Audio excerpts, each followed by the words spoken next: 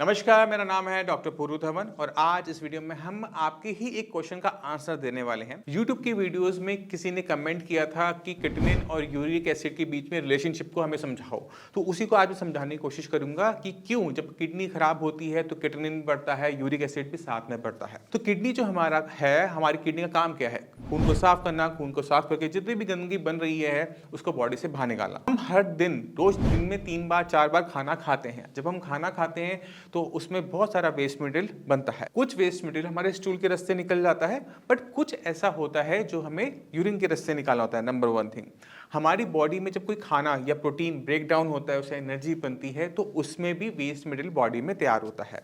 जब हमारी body protein का इंटेक करती है, प्रोटीन को यूज करती है, तो उस प्रोसेस के अंदर भी यूरिक एसिड बनता है।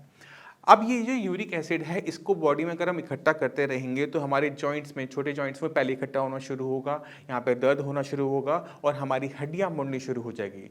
इसको आप उन पेशेंट में देख सकते हो जिनके अंदर किडनी खराब नहीं है, बट उनमें यूरिक एसिड की एक्यूमुलेशन ज़्यादा होती है, जिसे हम गाउट भी कहते हैं।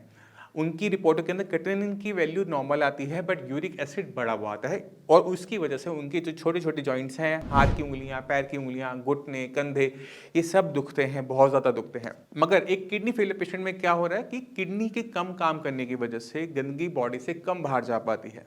अगर वो बॉडी से बाहर प्रॉपर तरीके से नहीं जा पा रही तो वो बॉडी में इकट्ठा होनी शुरू होती है और इसी वजह से किटनिन के साथ साथ हमें यूरिक एसिड भी बढ़ता हुआ देखने को मिलता है और साथ साथ यूरिया भी बढ़ता हुआ देखने को मिलता है, क्योंकि किडनी का काम क्या है, इन सबको बॉडी से बाहर निकाला। अब सवाल ये है कि बॉडी में बस ये क्या 3 ही वेस्ट मटेरियल है? ऐसा नहीं है। बॉडी में बहुत सारा वेस्ट मटेरियल बनता है, क्योंकि इनको किटनिन को, यूरिया को, यूरिक एसिड को लैब में टेस्ट करना आसान है। इसी वजह से जब हम केएफटी करवाते हैं तो इन तीनों को दिखाया जाता है।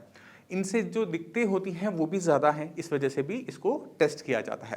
क्योंकि अगर यूरिया बढ़ेगा तो खाना खाना मुश्किल हो जाता है, वॉमिटिंग आनी शुरू हो जाती है, डिजीनेस महसूस होनी शुरू हो जाती है। किटनिन बहुत ज़्यादा बढ़ता है तो मसल्स में क्रैम्प पड़ने शुरू हो जाते हैं, वीकनेस महसूस होती है।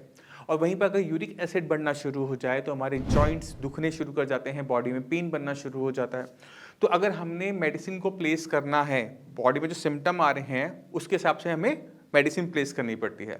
और जब हम रिपोर्ट करवाते हैं तो रिपोर्ट से हमें आइडिया लग जाता है कि पेशेंट की बॉडी में क्या चीज़ बढ़ी हुई है और क्या चीज़ कम है। अगर कोई चीज़ बढ़ी हुई है तो उसके बढ़ने की वजह से जो सिम्टम आ रहे हैं उनका रिलेशनशिप समझ में आ जाता है। मान लो किसी पेशेंट को बॉडी में पेन हो रहा है, हाथ दुख रहे हैं, मूवमेंट करने में दिक्कत हो रही है, उसकी हम केएफटी रिपोर्ट देखते हैं, उसमें देखते हैं यूरिक एसिड बढ़ा हुआ है। अब डॉक्टर को पता है कि ये जो बॉडी में पेन हो रहा है वो यूरिक एसिड की वजह से हो रहा है, तो डॉक्टर का काम है वहाँ पर उसकी यूरिक एसिड की मेडिसिन को अलग से प्लेस करना, जिससे यूरिक एसिड के लेवल डाउन हो जाए और पेशेंट को दर्द में आराम हो जाए। अब दर्द में आराम जो हमने ले लिया, उससे किडनी तो ठीक नहीं हो रही, बट जो हमारा पेन की दिक्कत थी, जो हर टाइम पेन बना रहता है, उसमें आराम आ जाता है। इसी वजह से तीनों चीज़ों को बहुत इंपॉर्टेंट तरीके से आपकी रिपोर्टों में देखा जाता है। इनका कोई डायरेक्ट रिलेशनशिप नहीं है, इनका रिलेशनशिप किडनी के साथ है, क्योंकि दोनों को बॉडी से बाहर किडनी निकालती है। अगर किडनी कम काम कर रही है तो बन तो उसी अमाउंट में रहा है, बट वो बॉडी में इकट्ठा होता जा रहा है, जो कि हमें केएफटी रिपोर्टों में दिखता है। मैं उम्मीद करता हूँ इस वीडियो से आप समझ गए होंगे यूरिक एसिड और किटनिन के बीच का रिलेशनशिप। फिर भी माइंड में कोई डाउट हो, कुछ भी पूछना चाहते हो, डॉक्टर्स अवेलेबल है, मैं भी अवेलेबल हूँ, आप आ सकते हैं, मिल सकते हैं। आप इसी के साथ आप सभी से मैं चलने की आगे चाहूँगा। मिलते हैं अगली वीडियो में, तब तक के लिए नमस्कार।